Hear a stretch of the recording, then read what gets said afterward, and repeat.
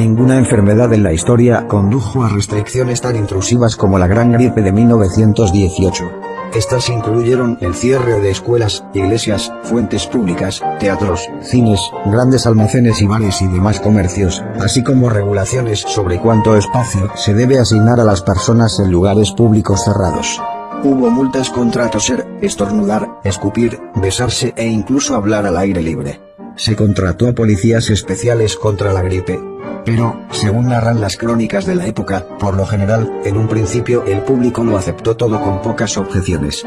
Hubo posteriormente un debate científico sobre si las mascarillas eran efectivas o no lo eran, y el juego comenzó a cambiar después de que el bacteriólogo francés Charles Nicolle descubriera en octubre de 1918 que la gripe era mucho más pequeña que cualquier otra bacteria conocida. La noticia se difundió rápidamente, incluso en los periódicos estadounidenses de los pueblos pequeños se publicaron dibujos irónicos y caricaturas que decían cómo usar cercas de alambre para bloquear moscas, mostrando claramente al espectador lo estúpido de esta medida. Sin embargo, esto ocurría justamente cuando las tasas de mortalidad estaban aumentando en casi todos los países occidentales. Por esta razón, a pesar del descubrimiento de Nicolle, varias autoridades comenzaron a hacer las máscaras obligatorias. San Francisco fue la primera ciudad importante de los Estados Unidos en hacerlo en octubre de 1918, y continuó durante un periodo de 3 meses. Numerosas fotografías sobreviven de grandes multitudes con máscaras en los meses posteriores al descubrimiento de Nicolle. Pero muchos comenzaron a desconfiar de las máscaras y las vieron como una violación de las libertades civiles.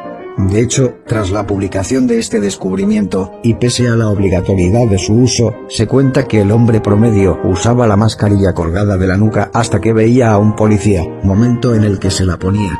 Y la mayoría de las personas practicaron incluso agujeros en sus máscaras para meter los cigarrillos y poder continuar fumando. En algunas ciudades norteamericanas, como San Francisco, se crearon ligas antimáscara, así como protestas y desobediencia civil.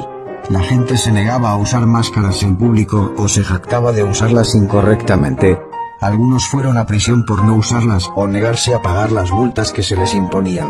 En la ciudad de Tucson, Arizona, un banquero insistió en ir a la cárcel en lugar de pagar su multa por no enmascararse. En otros estados del oeste, los jueces regularmente se negaron a usarlos en los tribunales. En Nueva Gales del Sur, los informes de violaciones inundaron los periódicos inmediatamente después de que las máscaras fueran obligatorias.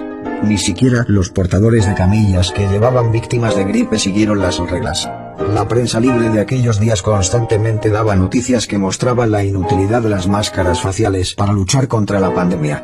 Así, el jefe de la Junta de Salud del Estado de California había presentado a fines de 1918 hallazgos del Hospital Mejor Administrado de San Francisco que mostraban que el 78% de las enfermeras se infectaron a pesar del uso cuidadoso de las máscaras. Los médicos y las autoridades de salud también presentaron estadísticas que comparaban las tasas de mortalidad de San Francisco con las cercanas San Mateo, Los Ángeles y Chicago, ninguna de las cuales hacía que las máscaras fueran obligatorias.